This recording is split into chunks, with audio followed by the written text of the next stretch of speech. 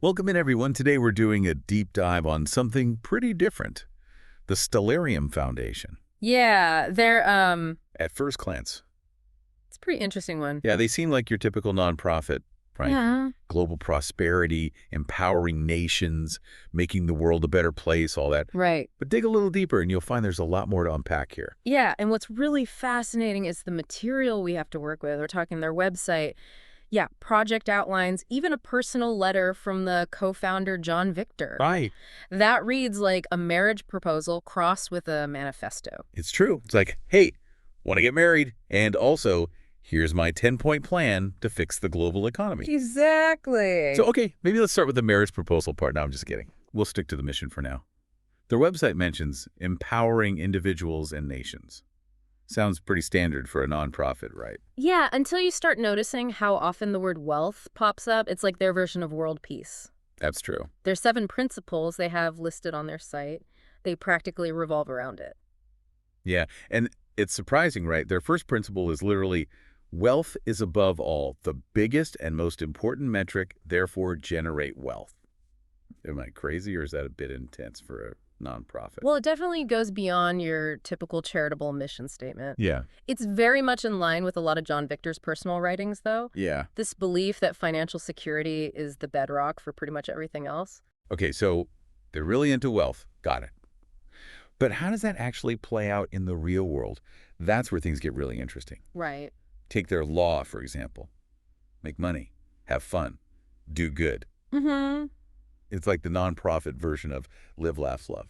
Yeah, there is this sort of hedonistic utilitarianism to it, isn't there? Like if everyone's rich, they'll naturally have fun and do good deeds. Right. It's almost like basic needs have to be met before anything else matters. Which makes you wonder, is that really how it works? Do you need a 7-figure bank account to do good deeds? I'm not so sure. Right. Entertainment, fashion, diplomacy, technology. It's like you're building their own little utopia, one business venture at a time. Okay, so let's dive into some of these projects. Yeah, for sure. Because they've got a lot. But this enterprise housing pledge, Right. that seems to be like their big idea. Yeah, it comes up a lot in these documents, that's for sure. So how's it supposed to work? Because they're saying it's the answer to the housing crisis, which is a pretty bold claim. Yeah, no, it's ambitious. Ambitious is putting it mild. Well, think of it like this. Imagine like a bunch of friends pooling their money Okay. to buy a house together. Right. This is kind of that, but supersized. Yeah. Stellarium's idea is to get a whole bunch of organizations on board. Like what kind of organizations? Businesses, governments, even just like regular people. And they all pledge assets, like collateral. So they're not actually putting up cash. Not necessarily. No, it's more like they're saying, look, we've got this much value. We're good for it. Interesting. And they use all these pledges combined to get loans, big loans, to build housing. Okay, so it's like a giant group mortgage, basically. Exactly. A giant collaborative mortgage. And the idea is the rent money from the people who live there, Yeah. that goes towards paying down the loan. Smart.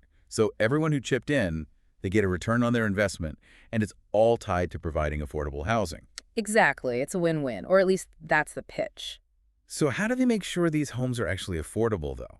Because building housing, even with a clever financing scheme, it's not cheap. Right. Well, they talk a lot about speed and efficiency in their materials. Okay. They want to use modular housing technology. Ah, like those prefab houses. Yeah, exactly. They can be put together quickly, on-site, using like stainless steel and stuff. They even mentioned a partnership with this Chinese company, Broad Group. I've heard of them. They build those skyscrapers in, like, a week. Yeah, that's them. So the idea is faster construction, cheaper materials, boom, affordable housing. Makes sense on paper. Right, but, scaling that up.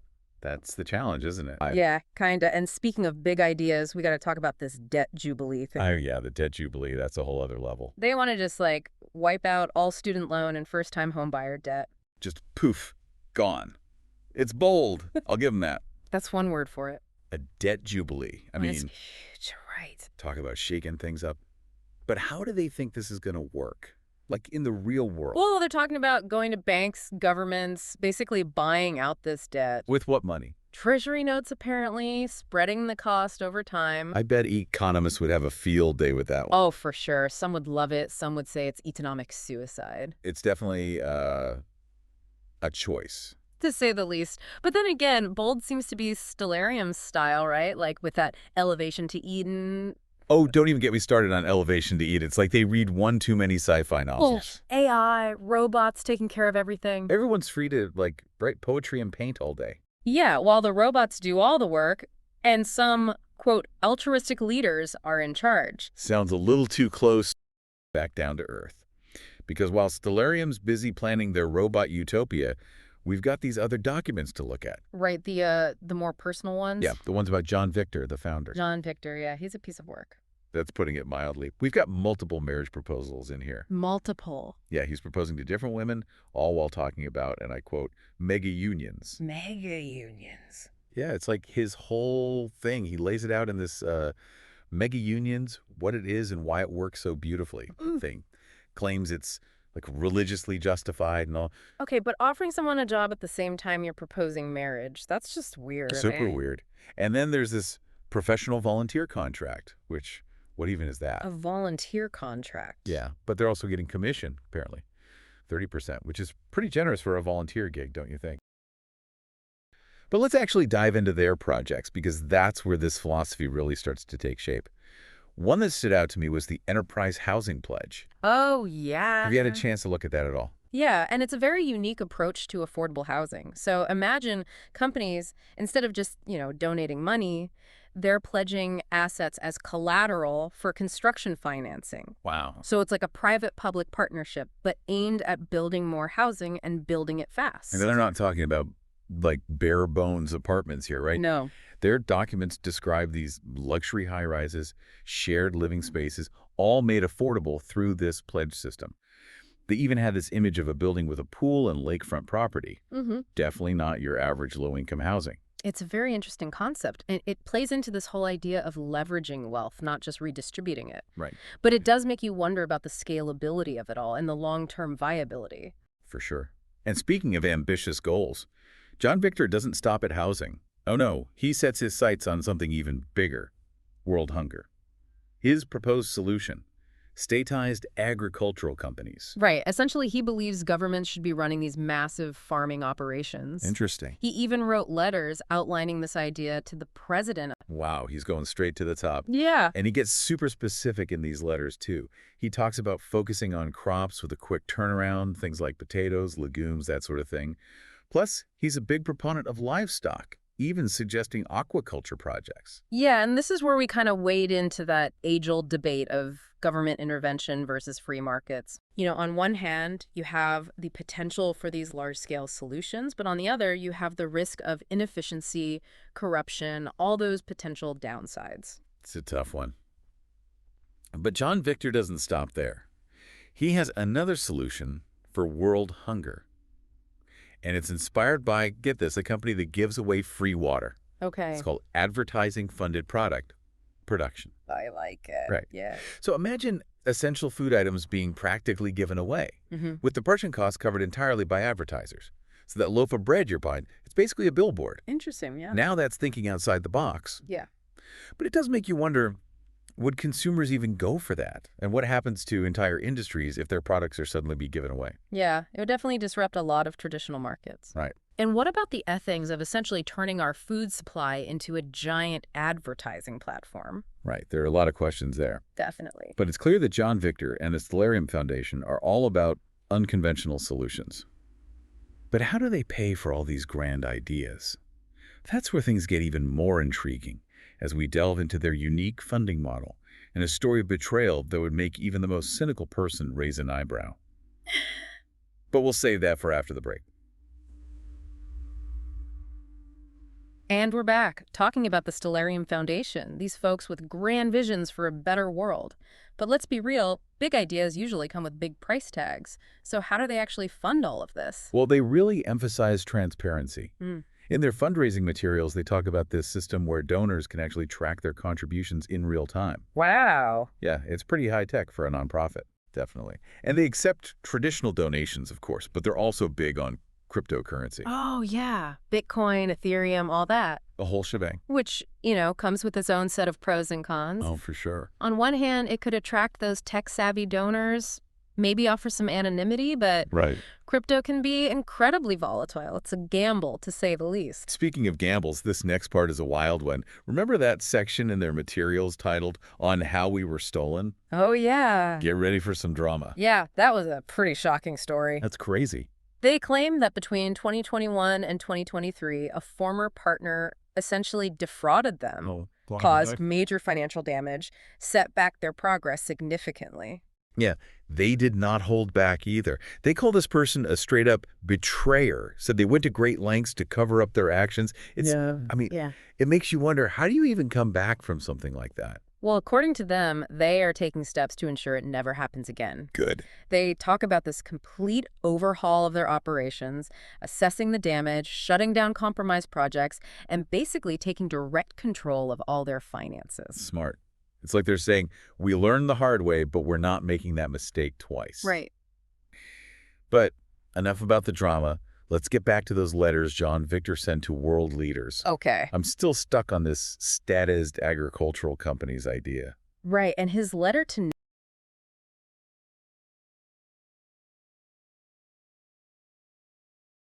focus on those fast-growing crops, Yeah. potatoes, legumes, things like that, to kind of address the immediate need for food security. Smart. He's also really adamant about the importance of raising livestock. He even mentions aquaculture. Yeah, you can't argue with the efficiency of a protein source that basically reproduces itself. Exactly. He also touches on the importance of education, though. Proposes this large-scale online trade school for it's like he sees this interconnected web of solutions, education, economic development, they all go hand in hand. Right. And it's interesting, he ties it all back to housing as well. He talks about the need for affordable, secure homes, but even suggests, they utilize readily available materials like wood, even mud bricks, to keep costs down. Interesting. It's this fascinating blend of pragmatism and idealism, isn't it? He's clearly thinking about both the immediate needs and the long-term solutions. Absolutely. Yeah. And let's not forget his central theme, wealth creation. Right. He's very clear that just giving people things, while sometimes necessary, won't lead to lasting prosperity. It's about empowerment. Exactly. Giving people the tools and the opportunities to create their own wealth. Right. And he advocates for things like microcredit initiatives, policies that attract foreign investment, even name drops Dubai and Georgia as examples of countries that have successfully attracted businesses by offering low corporate tax rates and other incentives. Yeah, he seems to have a very clear vision of how he thinks a thriving economy should function. Absolutely. But it's not just about letting the free market run wild either. He also recognizes the need for government intervention in certain areas, Right. particularly when it comes to creating a fair and ethical playing field for businesses to operate in. Right. He specifically advises government to, implement stricter regulations to protect businesses from unethical practices, right? Yeah, it's like he's advocating for a balanced approach, Yeah. a system that allows for that individual wealth creation, Mhm. but also ensures fairness and ethical behavior. This constant push and pull, right, between individual freedom and collective responsibility. Exactly. And he takes this concept even further with his idea of structural incentive engineering. Sounds very complicated, but it's actually quite Okay, intuitive. break it down for me. Structural incentive engineering. Does this involve hard hats and blueprints? What are we talking about? Not quite. So imagine you're designing a system, anything from a company to an entire society. John Victor believes that the way people behave within that system is largely determined by the rewards or incentives that are built into it. So if you want people to act differently, you need to change the rewards. Right. Okay, that makes sense. Exactly. And to figure out the right rewards, you need to understand what motivates people, what they value. Yeah. He uses the example of a company's compensation system, right? Yeah. If you reward employees solely based on profits, they're going to behave very differently than if you reward them based on, say, innovation or customer satisfaction. It's like that old saying, you get what you incentivize. Precisely. And he applies this thinking to much larger systems as well. He argues that a country's tax code, its social safety net, these things inherently shape the behavior of its citizens and its businesses. So he's saying we can actually engineer our way to a better society by designing systems that encourage the behaviors we want to see, whether it's creativity, responsibility, even generosity. It's a fascinating concept with some very wide-reaching implications. It makes you wonder what kind of incentives are shaping the systems we interact with every day, and are they leading us towards the outcomes that we truly desire? It's a lot to think about. But amidst all these grand ideas, these intricate systems, there's one final concept that emerges from the Stellarium foundation materials. Right. And it's a concept so radical, so unexpected that honestly, it left me speechless. Mega unions. I'm going to let you take this one. All right. Mega unions. Okay, you've officially piqued my curiosity. What in the world are we talking about here? So John Victor, he looks at the traditional model of marriage, two partners till death do us part, and he sees a flawed system. Okay. High divorce rates, infidelity, all the rest. His solution, mega unions. Mega unions. So we're talking multiple people in a single marriage. Exactly. And he points to historical examples like King Solomon, Right. hundreds of wives, if you believe Yeah. the stories. But it's not just about the numbers, it's about rethinking the whole structure of committed relationships. Okay, I'll bite. Hmm. What's the logic here? Why blow up marriage as we know it? John Victor believes that by creating these larger interconnected units, you unlock a higher level of support, shared resources, just overall synergy. Okay. Imagine a network of partners, all committed to each other's well-being, pooling their talents, finances, even their connections. So shared finances, shared responsibilities. Are we talking shared living spaces? He even suggests the possibility of open relationships within the mega union, Wow. where partners can have relationships with people outside the core group, you know? Okay. It's like he's trying to create the ultimate support system. It's interesting. A web of interconnected relationships, all geared towards mutual success and fulfillment. It's a wild concept, I'll give him that. But it also sounds incredibly complex. How do you even begin to manage something like that? And what about, the emotional side of things? Wouldn't jealousy and conflict be inevitable? All valid points. And remember how central wealth creation is to his whole philosophy. All right. He argues that married couples tend to be wealthier and happier. Right. He believes mega unions would amplify that, create an even greater concentration of resources and support. So it's not just about redefining relationships. It's about hacking the system, in a way, for greater wealth and happiness. Yeah. So we've gone from affordable housing to government-run farms to mega unions. It's been a journey. What are we supposed to make of John Victor and the Stellarium Foundation? I think that's the million-dollar question. They're this fascinating mix of idealism and pragmatism with a healthy dose of, let's just call it outside-the-box thinking. To put it lightly. But we've explored their unique philosophy, their ambitious projects, even their brush with betrayal. They've definitely left us with a lot to consider. Absolutely, and I think that's what makes this deep dive so fascinating. Right. It's not about agreeing or disagreeing with everything we've uncovered. It's about engaging with these thought-provoking ideas and forming your own conclusions. Well said. Big thanks to you, our listeners, for joining us on this roller coaster of a deep dive. We encourage you to do your own research, keep asking questions, and maybe, just maybe, consider what the world might look like if we dared to reimagine everything.